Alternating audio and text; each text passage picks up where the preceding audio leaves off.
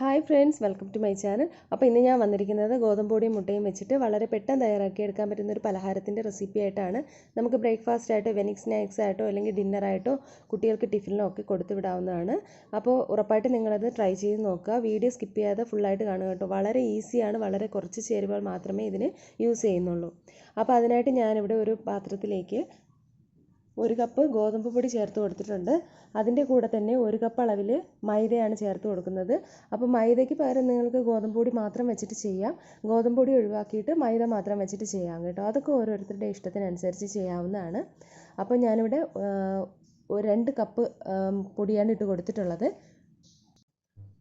ഇനി ഇതിലേക്ക് ആവശ്യത്തിന് ഉപ്പ് ചേർത്ത് കൊടുക്കാം. അത് നന്നായിട്ട് ഒന്ന് മിക്സ് ചെയ്ത് കൊടുക്കാം. ഇനി ഞാൻ മാവെടുത്ത അതേ കപ്പിൽ തന്നെ 1 കപ്പ് അളവിൽ വെള്ളം എടുത്തിട്ടുണ്ട്. അപ്പോൾ അത് കുറേശ്ശെയായിട്ട് ഒഴിച്ച് നമുക്കിതൊന്ന് മിക്സ് ചെയ്തെടുക്കാം. അപ്പോൾ വെള്ളം ആദ്യം ഒഴിച്ചതിന് ശേഷം ഇതുപോലെ സ്പൂൺ കൊണ്ടൊന്ന് മിക്സ് ചെയ്തെടുക്കുകയാണെന്നുണ്ടെങ്കിൽ കയ്യിലൊന്നും അധികം പറ്റിപ്പിടിക്കാതെ നമുക്കിത് കുഴച്ചെടുക്കാനായിട്ട് പറ്റും. ഏകദേശം ഒന്ന് നന്നായിട്ടൊന്ന് കുഴച്ചതിന് ശേഷം കൈ കൊണ്ട് കുഴച്ചെടുത്ത് കഴിഞ്ഞാൽ ഒട്ടും തന്നെ കയ്യിൽ പറ്റിപ്പിടിക്കാതെ കിട്ടും. അപ്പോൾ എനിക്കിവിടെ ഏകദേശം 1 കപ്പ് 1 ടേബിൾ സ്പൂൺ അളവിൽ വെള്ളം ബാക്കി വന്നിട്ടുണ്ട് കേട്ടോ. അപ്പോൾ മാവ് ഇവിടെ നന്നായിട്ട് കുഴച്ചെടുത്തിട്ടുണ്ട്. ഇത്ര വെള്ളമാണ് എനിക്ക് ബാക്കി വന്നിട്ടുള്ളത് കേട്ടോ. അപ്പോൾ ഇനി ഇതിൻ്റെ മുകളിലേക്ക് 1 ടേബിൾ സ്പൂൺ അളവിൽ ഓയിലൊന്ന് ഒഴിച്ച് കൊടുക്കുകയാണ്. അത് മാവ് നന്നായിട്ടൊന്ന് സോഫ്റ്റായിട്ട് കിട്ടാൻ വേണ്ടിയിട്ടാണ് കേട്ടോ. അപ്പോൾ ഇതൊരു 1 മണിക്കൂറൊന്ന് റെസ്റ്റ് ചെയ്യാനായിട്ട് വെക്കാം. ആ ടൈം കൊണ്ട് നമുക്കിതിന് വേണ്ടിയിട്ടുള്ള ഫില്ലിംഗ് ഒക്കെ റെഡിയാക്കി എടുക്കാവുന്നതേ ഉള്ളൂ. അപ്പോൾ 1 മണിക്കൂറൊന്ന് റെസ്റ്റ് ചെയ്യാൻ വെക്കുകയാണെന്നുണ്ടെങ്കിൽ മാവ് നല്ല സോഫ്റ്റായിട്ട് കിട്ടും. അപ്പോൾ അതിന് വേണ്ടിയിട്ടാണ്. മാവ് ഇതുപോലെ ഒന്ന് മിക്സ് ആക്കിയതിന് ശേഷം എണ്ണയിലൊന്ന് മിക്സ് ആക്കിയതിന് ശേഷം നമുക്കിതൊന്ന് റെസ്റ്റ് ചെയ്യാനായിട്ട് വെക്കാം. ഇനി എണ്ണ ഒഴിച്ചില്ലെങ്കിലും കുഴപ്പമൊന്നുമില്ല കേട്ടോ. അപ്പോൾ അതൊക്കെ നിങ്ങളുടെ ഇഷ്ടത്തിനനുസരിച്ച് ചെയ്യാം.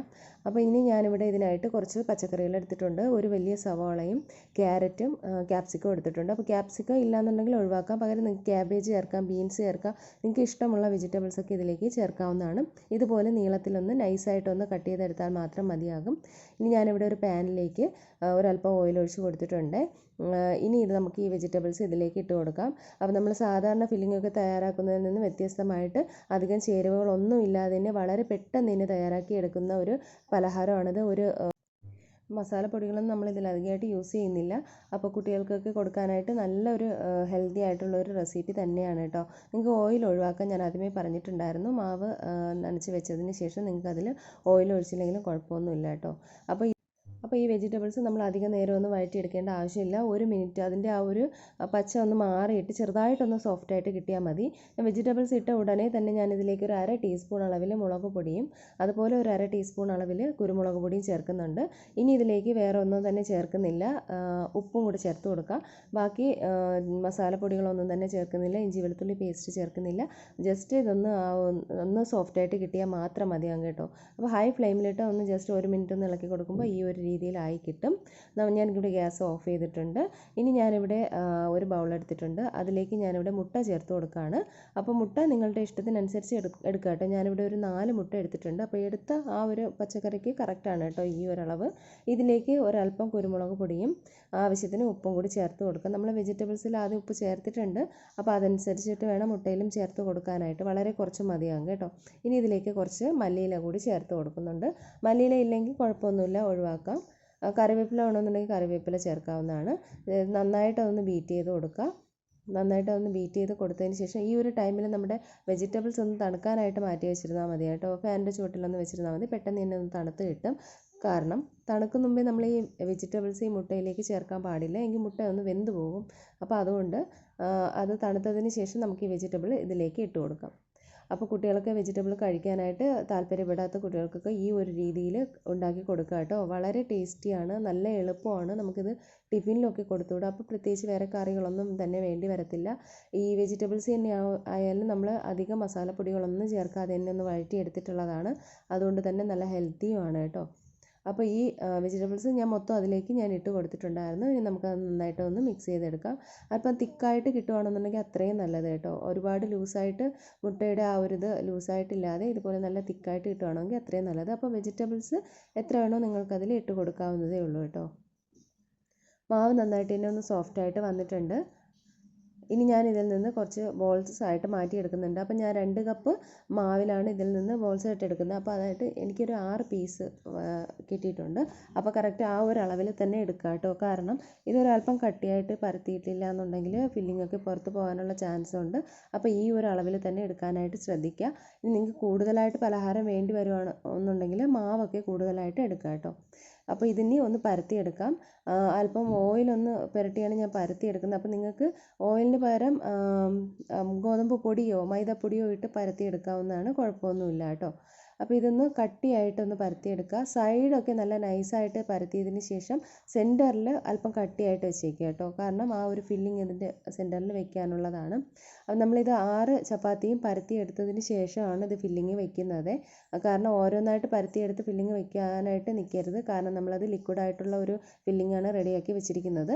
അതുകൊണ്ട് ആദ്യം എല്ലാം തന്നെ പരത്തിയെടുക്കാം. അപ്പം ഞാനിവിടെ ഇതെല്ലാം പരത്തി എടുത്തിട്ടുണ്ട്. സെൻറ്ററിൽ അല്പം കട്ടിയായിട്ടും സൈഡിൽ നൈസായിട്ടുമാണ് പരത്തിയിട്ടുള്ളത്. ഇനി നമുക്ക് ഈ ഫില്ലിങ് ഇതിൻ്റെ സെൻറ്ററിലായിട്ട് വെച്ച് കൊടുക്കാം. അപ്പോൾ ഇത് ലൂസായിട്ട് ഒലിച്ച് പോകാതിരിക്കാനായിട്ട് നമുക്ക് വെജിറ്റബിൾസ് കൂടുതലായിട്ട് ചേർക്കാവുന്നതാണ്. നിങ്ങൾക്കിതിൽ ക്യാബേജും കൂടെയൊക്കെ വേണമെങ്കിൽ ചേർക്കാവുന്നതാണ് കേട്ടോ. അപ്പോൾ ആവശ്യത്തിന് വെച്ച് കൊടുക്കുക. നല്ല റൗണ്ടായിട്ട് പരത്തുകയാണെങ്കിൽ മാത്രം കൂടുതലായിട്ട് വെച്ച് കൊടുക്കുക കേട്ടോ. അല്ലെന്നുണ്ടെങ്കിൽ വളരെ കുറച്ച് വെക്കുക. ഇനി ഇതിൻ്റെ സൈഡ് ഇതുപോലെ പിടിച്ചൊന്ന് ശരിക്കും അകത്തോട്ട് കയറ്റി വെക്കുകയാണെന്നുണ്ടെങ്കിൽ അത്രയും നല്ലത്. 4 വശവും ഇതുപോലെ ഒന്ന് മടക്കി കൊടുക്കാം. അപ്പോൾ നല്ല ഫില്ലിങ് നല്ല സെറ്റായിട്ട് ഇരിക്കും. അല്ലെന്നുണ്ടെങ്കിൽ അത് ചിലപ്പോൾ ഒലിച്ച് പോകാനുള്ള ചാൻസ് ഉണ്ട്. അപ്പോൾ നല്ല അത്യാവശ്യം നല്ല വലിപ്പത്തിൽ വേണം അത് പരത്തിയെടുക്കാനായിട്ട് ചപ്പാത്തി. ഞാനിവിടെ ഒരെണ്ണം റെഡിയാക്കി എടുത്തിട്ടുണ്ട്. സൈഡെല്ലാം പിടിച്ച് ഇതുപോലെ ഒന്ന് ഒട്ടിച്ച് കൊടുക്കുകയാണെന്നുണ്ടെങ്കിൽ കുറച്ചുകൂടി നല്ലതായിരിക്കും കേട്ടോ. കുറച്ചുകൂടി നല്ല പെർഫെക്റ്റ് ആയിട്ടിരിക്കും. അപ്പോൾ അത് ഞാനിവിടെ ഒരെണ്ണം റെഡിയാക്കി എടുത്തിട്ടുണ്ട്. ബാക്കി ഇതുപോലെ തന്നെ ഒന്ന് റെഡിയാക്കി എടുക്കാം. ഇതിൻ്റെ സൈഡ് ഒട്ടിച്ചതിന് ശേഷം എൻഡും കൂടെ ഒന്ന് പ്രസ് ചെയ്ത് കൊടുക്കുകയാണെന്നുണ്ടെങ്കിൽ കുറച്ചുകൂടി നല്ലതായിരിക്കും കേട്ടോ. അപ്പോൾ ഇതുപോലെ തന്നെ നമ്മൾ എടുക്കുന്ന തവയിൽ ഇത് ഫ്രൈ ചെയ്യാൻ എടുക്കുന്ന തവയ്ക്ക് അനുസരിച്ച് നമ്മൾ ആദ്യം ഒന്ന് റെഡിയാക്കി എടുത്താൽ മതിയാകും. ഞാനിവിടെ അത്യാവശ്യം വലിപ്പമുള്ള ആ ഒരു പാനാണ് എടുത്തിരിക്കുന്നത്. അതിൽ കുറച്ച് ഓയിലൊന്ന് ഒഴിച്ച് കൊടുത്തിട്ടുണ്ട്. ഇനി നമുക്കിത് 4 എണ്ണം ഒരുമിച്ച് നമുക്കിത് ഫ്രൈ ചെയ്തെടുക്കാം. ചെറിയ പാനൊക്കെ ആണെന്നുണ്ടെങ്കിൽ 2 എണ്ണം ഒക്കെ ആയിട്ടായിരിക്കും പറ്റുന്നത്. അപ്പോൾ അങ്ങനെ ചെയ്യുക. പിന്നെ ഓയിലിൽ തന്നെ ഇത് ഫ്രൈ ചെയ്തെടുക്കുക കേട്ടോ. എങ്കിൽ കുറച്ചുകൂടെ നല്ല ടേസ്റ്റ് ആയിരിക്കും. കാരണം നമ്മളിത് ചുട്ടെടുക്കുകയാണെന്നുണ്ടെങ്കിൽ അത്ര നന്നായിട്ട് വരത്തില്ല. പിന്നെ ഹെൽത്തി ആയിട്ട് വേണമെന്നുണ്ടെങ്കിൽ മുതിർന്നവർക്കൊക്കെ വേണമെന്നുണ്ടെങ്കിൽ അങ്ങനെ ചെയ്യാവുന്നതാണ്, കുഴപ്പമൊന്നുമില്ല. അപ്പോൾ ഇതിപ്പോൾ ഓയിലിൽ വളരെ കുറച്ച് ഓയിലേ ഞാൻ എടുത്തിട്ടുള്ളൂ. അപ്പോൾ ഞാനിവിടെ ബാക്കിയുള്ളത് മൊത്തം 6 എണ്ണമാണല്ലോ റെഡിയാക്കിയിരിക്കുന്നത്. അതും ഞാൻ ഈ എണ്ണയിൽ തന്നെയാണ് ഫ്രൈ ചെയ്തെടുത്തിട്ടുണ്ടായിരുന്നത്. മാത്രമല്ല എണ്ണയും ബാക്കി വന്നിട്ടുണ്ട്. ഇത് അധികം അങ്ങനെ എണ്ണ പിടിക്കുന്ന ഒരു പലഹാരമൊന്നുമല്ല, പ്രത്യേകിച്ചും ഗോതമ്പ് പൊടി വെച്ചിട്ടുള്ളത്. ഞാനിവിടെ ഗോതമ്പ് പൊടിയും മൈദയും കൂടിയാണ് ചേർത്തിരിക്കുന്നത് കേട്ടോ. കണ്ടില്ലേ, എണ്ണ ബാക്കിയുണ്ട് അതിൽ. അപ്പോൾ എണ്ണയിൽ ഫ്രൈ ചെയ്യുന്നതുകൊണ്ട് ഒരു കുഴപ്പമില്ല കേട്ടോ. സൈഡൊക്കെ ഒന്ന് വെന്ത് കിട്ടാനായിട്ട് ഇതുപോലെ ഒന്ന് സൈഡിലോട്ടൊന്ന് ചരിച്ച് വെച്ച് കൊടുത്താൽ മതിയാകും. അപ്പോൾ ഇതിവിടെ റെഡിയായി വന്നിട്ടുണ്ട് കേട്ടോ. അപ്പോൾ ഞാൻ ഇതിവിടെ ഓരോന്നായിട്ട് പ്ലേറ്റിലേക്ക് മാറ്റുന്നുണ്ട്. അപ്പോൾ ഇതുപോലെ തന്നെ ബാക്കിയുള്ളതും റെഡിയാക്കി എടുക്കാവുന്നതാണ് കേട്ടോ. അപ്പോൾ ഉറപ്പായിട്ട് നിങ്ങളിതൊന്ന് ട്രൈ ചെയ്ത് നോക്കുക. നല്ല ടേസ്റ്റി ആയിട്ട് ഹെൽത്തി ആയിട്ട് വളരെ പെട്ടെന്ന് തയ്യാറാക്കി എടുക്കാൻ പറ്റുന്ന ഒരു പലഹാരം തന്നെയാണ്. കുട്ടികൾക്കും മുതിർന്നവർക്കും ഒരുപോലെ ഇഷ്ടമാകും. നിങ്ങൾ ട്രൈ ചെയ്ത് നോക്കിയിട്ട് ഇതിനെക്കുറിച്ചുള്ള കമൻറ്റ് അറിയിക്കാൻ മറക്കരുത്. റെസിപ്പി ഇഷ്ടമായാൽ ലൈക്ക് ചെയ്യാനും ഷെയർ ചെയ്യാനും എൻ്റെ ചാനൽ സബ്സ്ക്രൈബ് ചെയ്യാനും മറക്കരുത്. സബ്സ്ക്രൈബ് ചെയ്യുമ്പോൾ ബെല്ലൈക്കണും ഓൾ ഓപ്ഷനും കൂടി ഒന്ന് ക്ലിക്ക് ചെയ്യുക. എങ്കിലേ വീഡിയോസിൻ്റെ നോട്ടിഫിക്കേഷൻസ് ഒക്കെ കിട്ടുള്ളൂ. അപ്പോൾ പുതിയൊരു റെസിപ്പി ആയിട്ട് നമുക്ക് വീണ്ടും കാണാം. അതുവരേക്കും എല്ലാവർക്കും ബൈ. താങ്ക്